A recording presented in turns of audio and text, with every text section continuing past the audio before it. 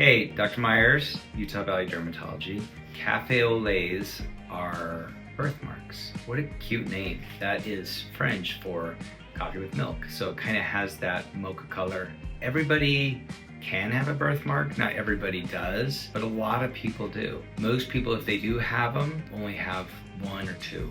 It's not super common to have more than that. Now, occasionally people say, hey, well, I have this mole and it's a birthmark. And it is true that you can have a congenital mole, which is a mole that's present since birth. But technically, those aren't a cafe au lait or a birthmark per se. They're moles that started from birth, or congenital moles. So those are a little bit different because those have mole cells within them, which are melanocytes, little clumps of melanocytes.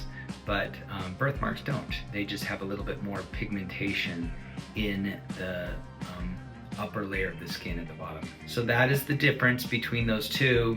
Do we remove these? Most of the time we don't. Most things that you have from birth, like 99.9, are normal and will never turn bad. It's not 100% because very rarely in certain types of birthmarks, such as a nevus spilus or a large congenital mole, so like a mole that's very large, occasionally you can get atypical things that happen in them, but that is very rare. What can be done about these? Most of the time we do nada. We don't do anything because you don't have to do anything with a cafe au lait or a birthmark. They're normal.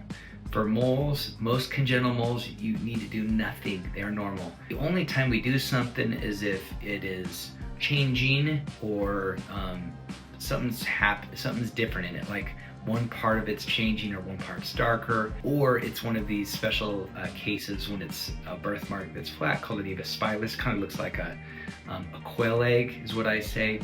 But if, for instance, this speckled nevus spilus kind of changed and you had a darker portion of it or increase in pigmentation of certain aspects, then you'd have to biopsy part of that to check it. Or if the mole is really big, it's like a congenital nevus or a large congenital nevus, which can be pretty big. Occasionally, those can have atypical melanocytes within it, or we need to check or take those out. Hey, so that's your summary on birthmarks and congenital moles, or moles from birth, and hope that helps. Thank you for watching.